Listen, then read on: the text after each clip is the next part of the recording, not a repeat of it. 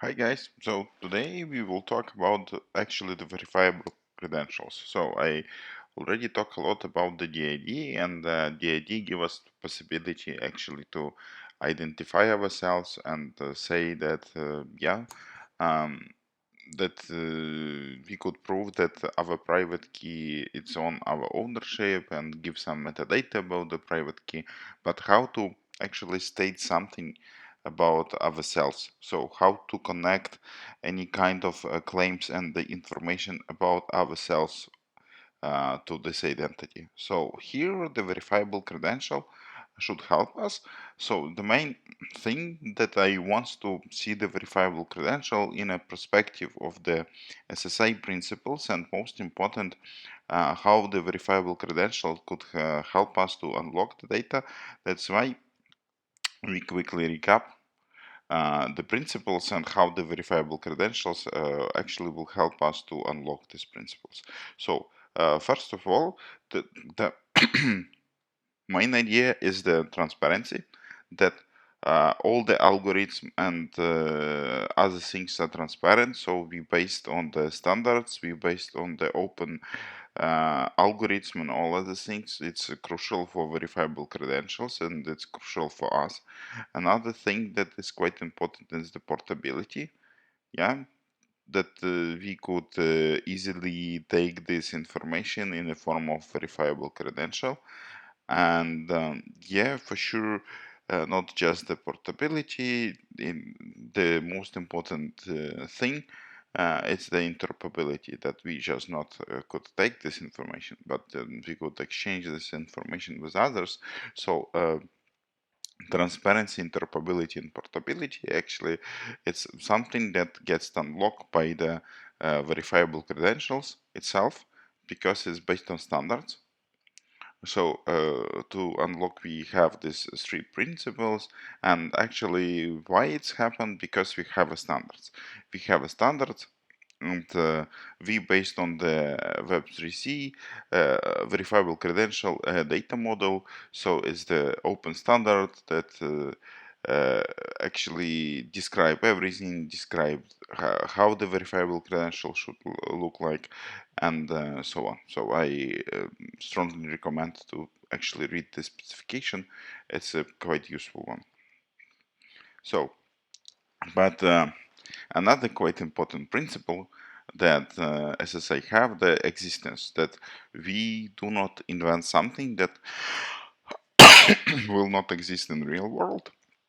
So how the credential looks like in a physical world. On the real world, for example, your ID or your work card or whatever. So usually what we have, uh, we have some information about you, about subject, so your name, your photo, the date of birth, and whatever. So everything that be needed to identify actually you as the person.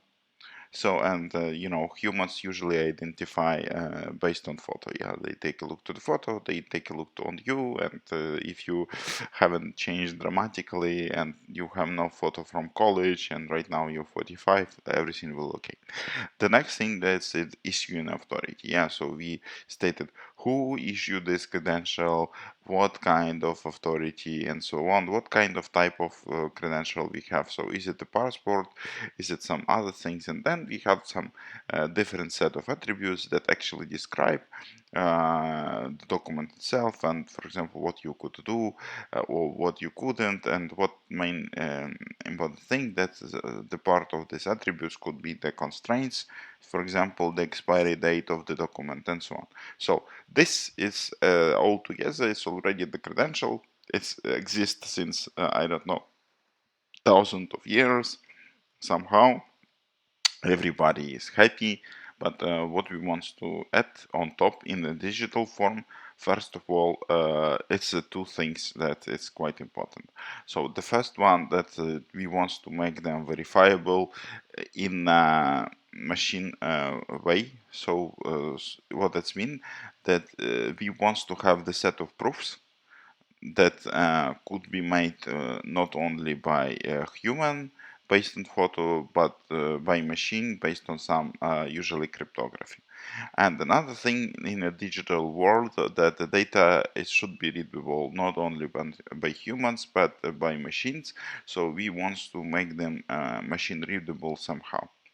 So, and how actually we made these two things happen. So I already said that the proof actually it's something that allow us to involve the cryptography, but all this together, all these properties together, together with the principle of existence, bring us to what kind of information we have in a verifiable credential. I will show you in a minute how the verifiable credential actually looks like, but one of the main messages that I want to bring to you today about the verifiable credentials, especially the Web 3C credentials, that it's an extremely powerful concept in terms of data, because your verifiable credential itself, it's not just the JSON, it's the json-ld, and the json-ld itself help us to build on top of the standard JSON, good old JSON that everybody understand, the concept of the linked data. So this data actually allow us to build the powerful data graphs that connect the different type of information and actually create the information network itself. So read about the json-ld. People do quite common mistake. I observe it a lot of times, that they process the verifiable credentials as a JSON, but they should process the verifiable credentials as a json-ld, because json-ld actually is the graph of linked data. So it's extremely powerful concept. It's extremely important to understand that actually the JSON format is just a format of transferring data, but json-ld is the meta format that allows you to turn your data to linkable, discoverable, meaningful data that will be understandable by you and machine, and it's give you the new level of flexibility.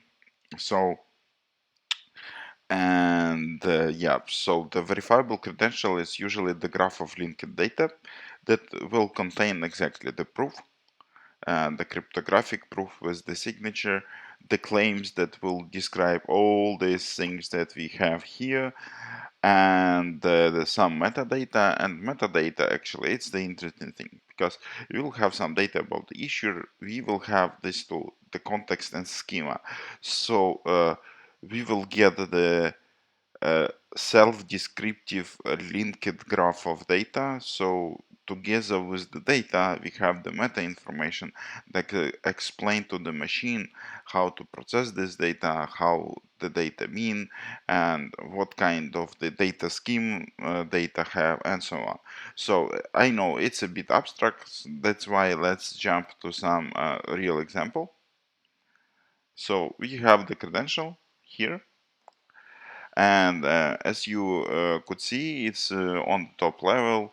It consists from couple of things, and for sure we have the ID that identifies some unique identifier of the credential itself. Then we have the information about the holder, and as you could see, good old DIDs, we could identify holder based on his public key.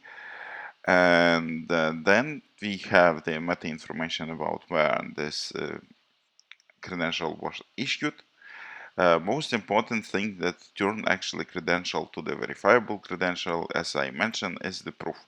So proof is just a signature. So we say what kind of the cryptography was used for the signature, what kind of the verification method actually we could use. So as you see, it's based on the DID, and we say what kind of key was used for this particular DID, and what kind of purpose we will look in at the DID method. And here in a issuer, you see we have the full scale issuer DID. So together with the issuer and proof, we actually could discover what kind of public key we should use to actually check the signature, and the signature is the GVS signature. So if we take this signature and put in the GVT.io, we will see everything is the standard GVT token. And where actually the data hide. So we go to the credential subject, and here it's quite complex document as the COVID certification in some super complex medical data. But here you see we have some machine readable attributes and some format that will be understood by the medical systems. And here we still have a connection, for example, to the user um, private data to identify the user with the passport. We will talk a bit more why we still have these links. No worries, this data is the fake data, so it's nobody's data actually, so it's safe to show in a public internet. But here we put all the data, and credential subject actually will have the set of claims. As you could see, claims could have extremely complex scheme, and it's up to the designer how the data looks. And the most important thing that's turn this kind of data to link the data and discoverable graph actually is the context. So the context contain the schema, and we could check together. So, and we have two ways of describe the schema. We could host the schema somewhere in the URL, or we could embed the schema that will describe everything.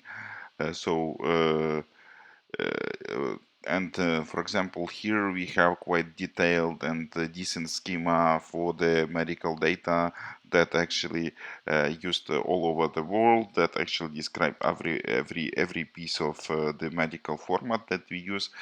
And yeah, so if we go here, you see that we have quite detailed schema for the verifiable credential itself. Actually it's the power of the superpower of the graph, that we create the graph of the connected data that actually could be machine and human readable, and actually even have the links to some other areas of data, and give you the extra possibility to connect the data in a one discoverable graph. Just to recap, that verifiable credential is the credential from the physical world that give the possibility to be friendly to machines and humans, to use the cryptography to prove everything, and to turn the data to discoverable graph that actually could be understood by machines, humans, for good of all, and turn it to the absolutely portable in the interoperable format. So in our next videos, we will talk about how we could now use this verifiable credentials. But for now, it's all that I was keen to describe to you today. So please subscribe to my channel, ask the questions, share what actually you keen to know about the verifiable credentials. Read the spec, so it's quite good. It's abstract enough, but it's have a lot of examples. Yeah, you see, for example, here we have the example of the graph of the data for the verifiable credential. And actually here in specification we have a description that we have two graphs that links together. So one graph actually describe the claims, and another graph describe the proof. And proof is nothing than signature that have a lot of quality attributes, and the issuer university have the direct connection to the signature. In these two graphs together is combined, and actually your claims could create the graph of the entities in a quite complex manner. So subscribe, as I said, subscribe to our channel, follow the updates, and I will talk more in my next video. What is the verifiable presentations, what is the state for, and what kind of problems actually it solve. And I will talk why we still have some passport identifiers sometimes in a verifiable credentials, and how to exchange them or replace them to the real things that's still based on the cryptography. So choose.